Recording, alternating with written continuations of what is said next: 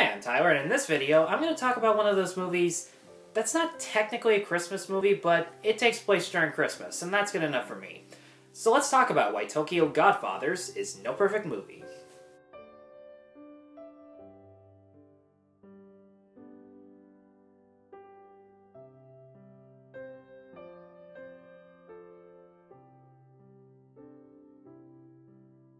So Tokyo Godfathers takes place on Christmas Eve, and it follows three homeless people, an alcoholic, a drag queen, and a teen runaway, who discover an abandoned baby girl in a dumpster, and they decide to search for the baby's parents using clues that were left behind with her.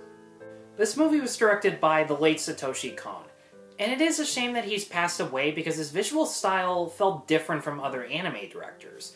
There have been other YouTube reviewers who have talked about his method of editing where he would use match cuts to transition from scenes smoothly without it ever feeling out of place, and to cut from a character's present life where they appear to be at their lowest point, and then take us back into the past to show what it was that led to their downfall.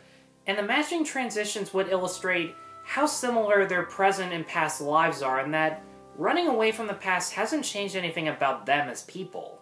And that's what makes these main characters so interesting to watch. It's the fact that the three of them will stick together no matter what, no matter how much they aggravate each other, because they feel as if they have no one else to depend on in their lives. And to them, reuniting the baby with her parents is their way of making sure that she doesn't follow in their footsteps of living all alone or among strangers. But the funny thing is, the three of them do constantly bicker with each other all the time, almost in a Cowboy Bebop fashion, which is fitting because the co-writer of this movie actually was a writer for Bebop himself. And at first, some jokes were a little too uncomfortable because there was a lot of homophobia centered around the drag queen, but that went away very quickly because he didn't seem to mind it all that much, and it became clearer that the insults were just their way of denying any friendly relationship that they have with each other so that they don't repeat their past actions. There are definitely some themes about redemption that personally felt like a subtle reference to A Christmas Carol, you know, in the way where a main character's past, present, and future is featured in the story. And I feel as if the three godfathers are meant to be the wise men symbolically. I don't think I have to tell you who the baby's supposed to be a metaphor of. But there are also some plot points revolving around coincidences. And usually when that happens in a movie, it just feels like a forced plot thread that the writers just shoved in because they couldn't think of a better way to introduce it. But in this movie, no coincidence feels as if it came out of thin air, and when it does, it's usually meant to be a joke, and it succeeds at it every time.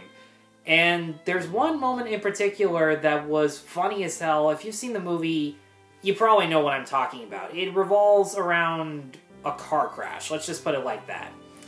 But yeah, Satoshi Kon believed that coincidences were based on a human decision of whether or not to act on a choice.